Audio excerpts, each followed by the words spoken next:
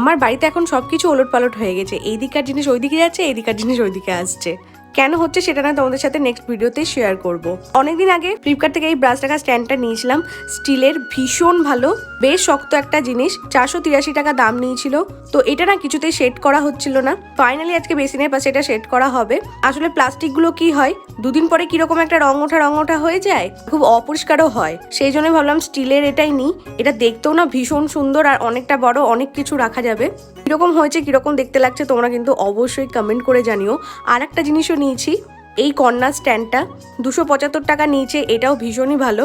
প্রথমে রান্নাঘরে এই কর্নারটাতে ভেবেছিলাম সেট করব, কিন্তু কিছুতেই না এই কর্নারটাতে একদমই ওপরে আর কি ভেবেছিলাম যে রাখবো, কিছুতে আর সেট হচ্ছিল না, মানে জিনিসটা না পুরো উঠে উঠে থাকছিল। তো আমি মাকে বললাম ওপরে সেট না করে এটা বরঞ্চ নিচেই রেখে দাও, টুকটাক কাপ ডিশ বা অনেক কিছু জিনিসই এখানে রাখা যাবে।